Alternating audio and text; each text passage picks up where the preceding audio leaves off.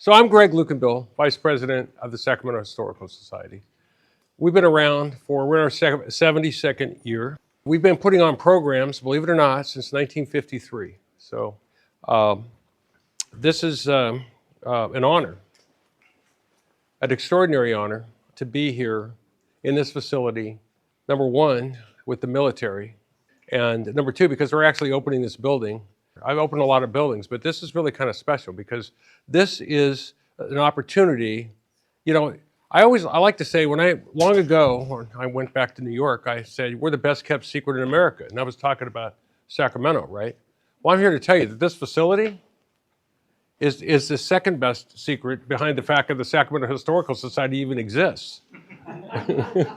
And Sacramento history even exists. So on top of that, I'll just say that this is an extraordinary building. It is state of the art and speaks volumes about the advances of this country and how I hope we are starting to treat the military in the United States, coming back to what it was long before the Vietnam War. Let me just say it that way, okay? So first public event in the history of the facility.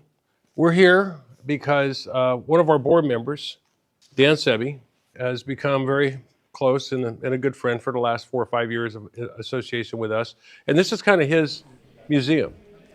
175-year anniversary for the California military in California, dating back to that magic year that we're all so familiar with, 1849, right?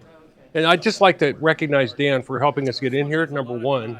And number two, if you walk around and you see all these artifacts and documents and things displayed in here, this is Dan's display. So this is Dan's world. He's the history czar for California military. So I will start with the Statue of Liberty. As you probably are all aware, the Statue of Liberty was a gift from France in the spirit of what this country represents. And on the famous poem by Emma Lazarus, on the plaque on that thing, the last two words are Golden Gate. Then who would that be? Who would that be? Sacramento. Sacramento was the Golden Gate, okay? This is really all about loving and celebrating and honoring the military history in this state, but the military themselves here in this building tonight. So I'm going to take you on a road that I can almost assure you, okay, that you've never been down before as it relates to California history, or Sacramento history for that matter. I'm going to start with May 11th, 1792, and a guy by the name of Robert Gray. So I'll just let you read that real quick, okay? Because this is no joke. This is how California got here, and it started with George Washington's first tomb, who, by the way, was a major general, just for future reference in this conversation. This is true, though. I mean, he went up there and put in a stake in the ground. You could almost call it colonialization at the time, but that stake in the ground he put in turned out to be unclaimed ground, and because of that, the guy that he brought his immigration papers back to was the Secretary of State for George Washington, Thomas Jefferson. And when he got in there, Jefferson looked at his coordinates, latitude and longitude, and said, holy cow, this looks like it lines up with the Missouri River. And that is the genesis of the Lewis and Clark expedition, this guy sailing up the Columbia River. So I'm going to show you a map that I kind of created, actually, but I only show it to you because it kind of shows the geographic dynamics of how this country evolved. You know, and I'll just give you the synopsized version of it is that the colonies in 1783, obviously we're all east of the Appalachians, and until we won the war, all colonists were forbidden from traveling west of the Appalachians because of the Indians, right? Theoretically. Not that everybody wasn't doing it anyway, but that was the idea, all right? Look at the watershed between the Appalachians and the Rockies and how much of that drains into the Mississippi River. And think about the sheer volume of the scale of what that represents before I take you across the Rockies to that other little adventure, okay? And so what happened is, as you can see up there in that little corner in Washington, that little blue line up there, that's the Columbia River. And the Columbia River is what Robert Gray sailed up. So when Jefferson saw that, he sent out the Lewis and Clark expedition, right? Lewis and Clark ended up coming across, and you can see what did they travel on? They traveled on the Missouri River. Now, the Missouri River headwaters are on the west end of Montana. If you can see it up there, you can kind of trace it over there where that is. And you can also see the Columbia that I staked up in that corner and show you that as a result of him putting that stake in the ground in 1792, he actually created the northern border of California because that's where the international boundary line was decided to be between Spain and the United States. And it created the genesis of the Oregon Territory, which led to a subsequent situation in 1846. So this is what California looked like at that point in time. And that would have been, I don't know if this map's got it's 1818.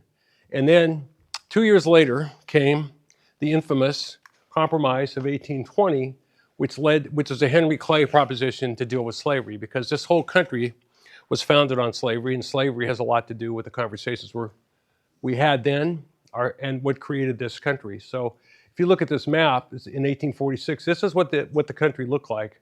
And as you can see, this whole southern area, of course, was Mexico. That was in January of 1846, right? So you can see that the rest of the country was free states, slave states. It was an equal division of 15 north and 15 south. And then along came that little yellow spot up there which happened to be gold, right? And that gold triggered a whole sequence of events that nobody expected, and that happened to coincide with the Treaty of Guadalupe Hidalgo after the Mexican-American War. Almost identical timing. It was January 24th and February 2nd.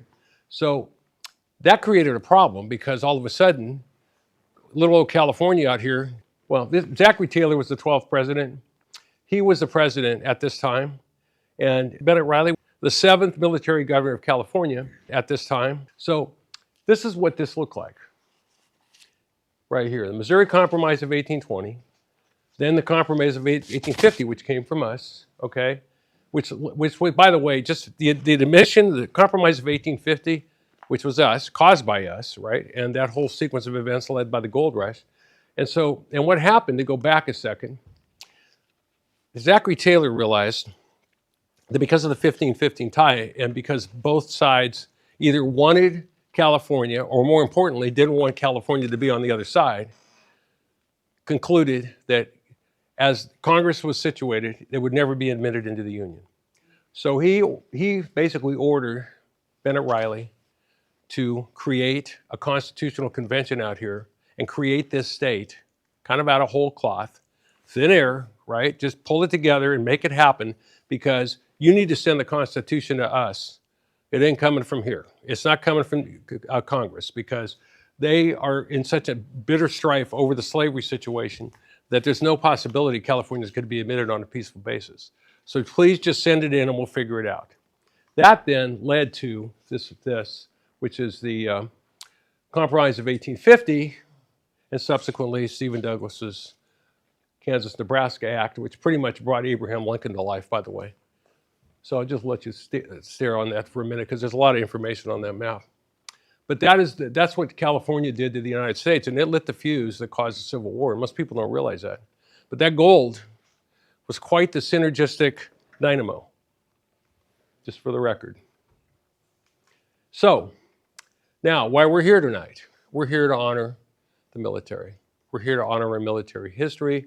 And for me, this is about really saying out loud, love the military. Love the military, okay? This is about us respecting, honoring, and appreciating these people that give their lives for us to live in a world of liberty and peace, with honor and peace in a peaceful environment, okay, with strength and as a deterrent, right? And that's the environment we're in. That's not going in a great direction right now based on where we were a while back, but things can be deceiving, and this could all be for the best. Who the hell knows? But the truth of it is that the California military has this unique relationship in this Ukrainian war that ties to the fact that the country has a United States partnership relationship with foreign countries. And so they pair them up, and our pairing happened to be 31 years ago with Ukraine. And so we've had this extraordinary training, military training, exchanged information, them here, us over there, And pretty much the Ukrainian war, we have a big stake in that. I mean, it is kind of our war in an indirect kind of a way as it relates to our role in defending Ukraine's liberty, honestly. And so I just want to say, because of the way the check-in process was functioning in this event, which is a little different than our normal one, how many people here actually have ever served in the military? And if you don't mind, would you please stand up? Honestly, you guys don't have to stand up. It's obvious. Well, okay, thank you. Thank you so much. I want to recognize you because, you're the reason that we exist, and you are the reason that our lives are permitted to live the way they are every day. And so thank you for your service, genuinely, okay? I thank you for that, and I could tell, based on the number of non-members that we had show up, that there was a high probability of a lot of military people in that group. And so on that note, I'm honored to introduce Major General, California Adjutant General, Matthew Beevers, who is a Northern California boy, born in Salinas, educated in San Jose. Major General Matthew Beevers.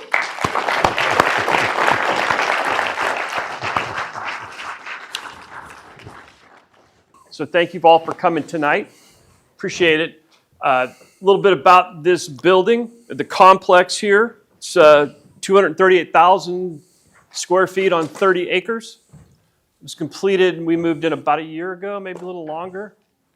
And I got to tell you, there's somebody that had so much to do with getting the military department in this building, and we were having some unique challenges completing it during COVID and the subsequent extraordinary inflationary pressures that our builders had to get this work done. So Sally, appreciate that. She gets a lot of love, so thank you so much for that.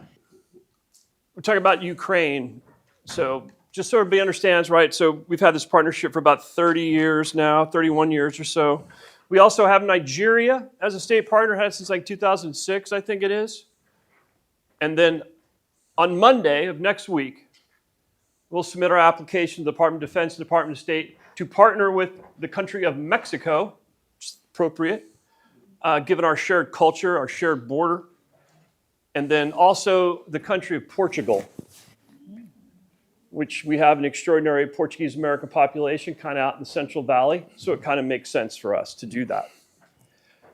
So that's kind of the background of the state partnership program. I'm in a unique position to give a 30-year history lesson in 15 minutes to a bunch of historians. What could go wrong? But we're going to try our best here to kind of help you out. And we're going to do it in the context of history, right? Because so much of what occurred in our relationship with Ukraine has a historical context, and the events of history defined our relationship. So you got it right. So Soviet Union collapses. You have all these states from the former Soviet Union, right? And it's a great opportunity for the West and NATO to jump in there and try to bring those former Soviet republics to a better place, economically, militarily, culturally. So they devised this plan. It was called the Partnership for Peace. 1993, NATO Partnership for Peace started, and we were one of the original, I think, 9 states that had partners, all the former Soviet bloc countries. 1993. Picture up there is, I think that's President Clinton, Yeltsin, and Kravchuk, I think, is the picture up there. The first exercise we did was in 1996, and we called it Peace Shield at the time, and it really kicked off the relationship, and it was very good. I was actually at those very initial ones. I was a very young captain, I think, at the time. So now we kind of fast forward a little bit, so you're, 2000 or so, 2003. What's happening now in Eastern Europe, the former Soviet bloc countries are going through what they're called the color revolutions. Rose Revolution in Georgia in 2003. Don't forget about Georgia. And the Tulip Revolution in Kyrgyzstan, if you can spell that. You guys are awesome. There's no vowels in that, I think, at all. Oh, there's an A. That's in 2005. But in 2004, this guy by the name of Viktor Yanukovych, who was and you got to remember this too, the former governor of the Donbass Oblast, remember Donbass, right? Runs for election. He's competing against a guy called Yushchenko, the cat over here on my left, your right. They have an election. Yanukovych wins. But the OSCE says that was not a free and fair election. A lot of democratic backsliding, a lot of improprieties, I guess you would call it. Election fraud, voter intimidation. And that election fraud and voter intimidation was really at scale. And these protests start to occur, right? That is the Orange Revolution in Ukraine, the Orange Revolution in Ukraine. So ultimately, the Ukrainian Supreme Court decides to do a rerun, and Yushchenko wins. Go Google that picture of Yushchenko after he was poisoned by the FSB with dioxin. Not a very good-looking man now at all. And then going back to these color revolutions, in about 2005, we talked about the Kyrgyzstan, the Tulip Revolution. 2008, the Soviet Union invades Georgia. Rose Revolution in 2005, Russia invades Georgia in 2008. Color revolutions, Orange Revolution in 2004. Right, so Mr. Putin's kind of losing his mind a little bit, I think, there. So what are we doing? We're really trying to develop the Ukrainian non-commissioned officer corps. Everybody understand what a non-commissioned officer is? Sergeants, right? The unique value proposition of the American military is that our sergeants lead our formations, right? They are the ones that execute at the tactical level those things to win battles. Not officers, sergeants. That does not occur in Soviet-style military doctrine at all. It's run primarily top-down by officers. It's not very effective. It's not very efficient. It creates a lot of challenges. So anyway, we're working on that. And then we also start to begin training them on what we kind of call mission command, which is improving their ability to be a military staff, to actually plan and execute operations in a multi-domain environment. And that's kind of what we were doing in that time period. Okay, so let's move forward. 2010, 2013. So Yanukovych runs in 2010, beats Timoshenko, which has the consummate Ukrainian hairdo. Just saying. Pretty awesome. And he wins.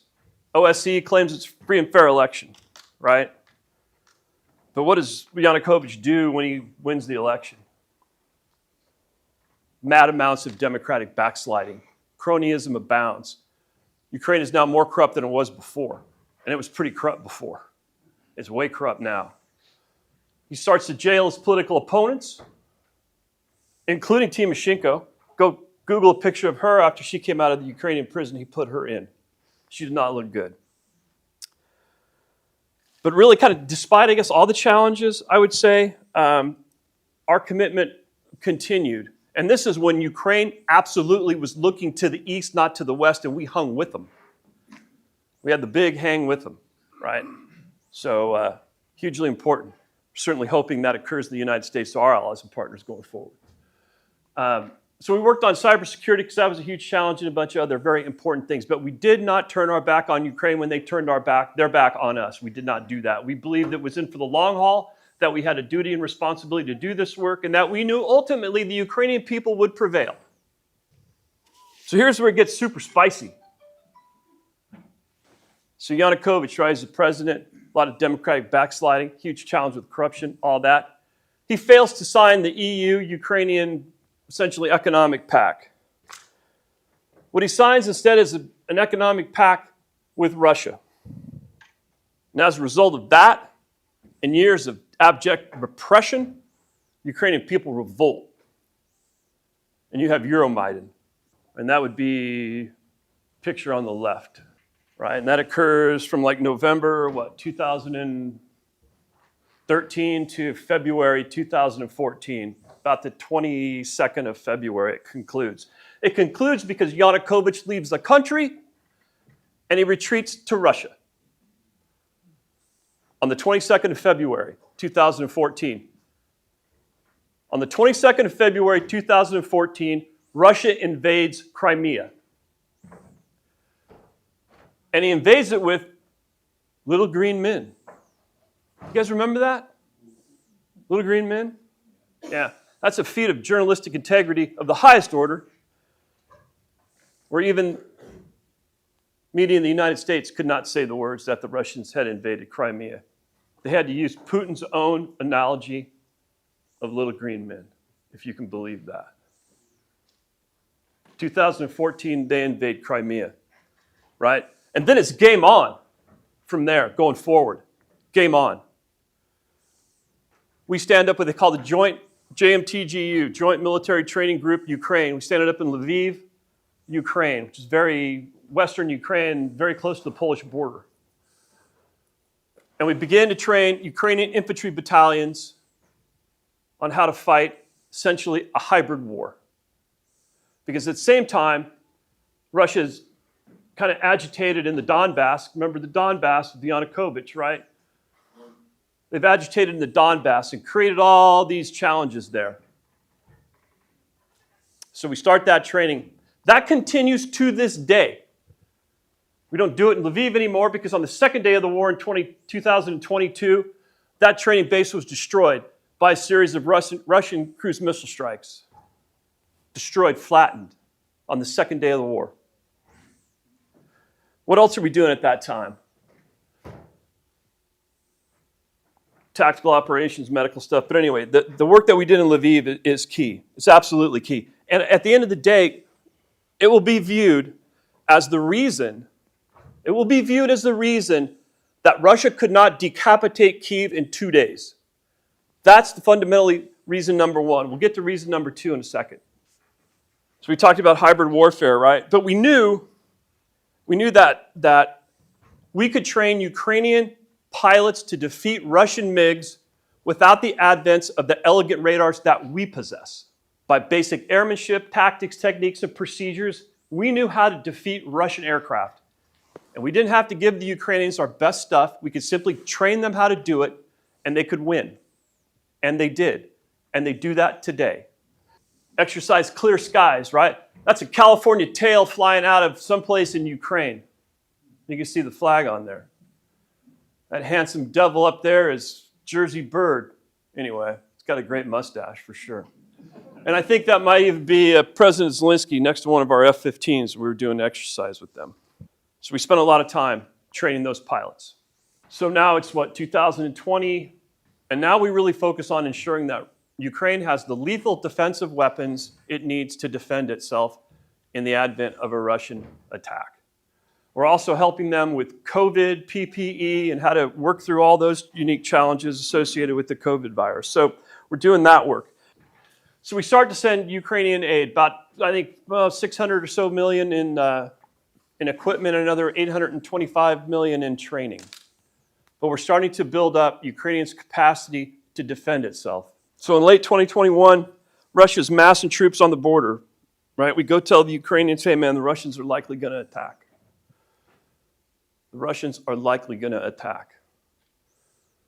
They listen, they heed our advice, and they take that lethal defensive equipment that we got, the President and the Congress to agree to, and they prep and they're prepared for the Russian invasion with a lot of help from their allies and partners, not just the United States. Poland, Romania, the French, the Brits, the Germans, everybody. It was kind of all hands on deck to help the Ukrainians understand and visualize the battlefield so that they could defend Ukraine. And I think that's really the reason that Putin's three-day war is now in its 10 and a half years. So, right, because the war didn't start in 22. The war started in 2014, really. So when I talk about our relationship with Ukraine, I use the word it's transformative. Our relationship with Ukraine is transformative because we enabled a country, a former Soviet bloc country that wanted independence to remain independent. I mean, that's the name of the game, right? Try to protect your own sovereignty, free peoples everywhere. That's why I wear the uniform. That's why everybody in this room that's wearing the uniform wears the uniform. That's why every one of you that stood up wore the uniform. It's just what it is, right? So what are we doing today? So we have to find inventive ways to help. One of those is to deliver what we have here, which is extraordinarily good behavioral health therapists. The moral injuries of that type of conflict are incredible. And we are helping Ukrainian service members not get fully back up to speed, but get back up to speed enough to go back and fight another day. That's all we're doing, right? Because the Ukrainians are going to run out of Ukrainians long before the Russians run out of Russians, or I guess now North Koreans. And then we do a lot of political military support. I would characterize this talk to you today as that. Last Wednesday, I was in D.C. at the War Memorial Auditorium with the Consul General of Ukraine giving a pitch. It was not this pitch, but we were there showing the flag and trying to keep those home fires burning so we can maintain popular opinion in our country for our efforts in Ukraine. And they are worthy. I mean, there's a reason why the Ukrainian flag is blue over yellow. It's fields of grain over a blue sky. So yeah, it's a huge challenge. But thank you for that. Before the general evacuates, okay, I just want to say how much we appreciate not just the general being here, but his staff, Frank here at Crunch Time. Frank's on it. and hang on. They are giving, I want you to understand that these gentlemen are giving their personal time to do this for us tonight. So I just really think that he and his staff, would you guys please stand up, please? Stand up over there, guys. And ladies, thank you.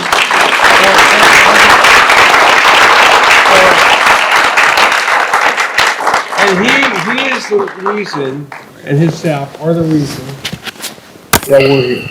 Okay, so thank you for that, and we are honored on behalf of the Saramento Historical Society. I love your 15 minutes, by the way. How long was my 15 minutes? See you guys.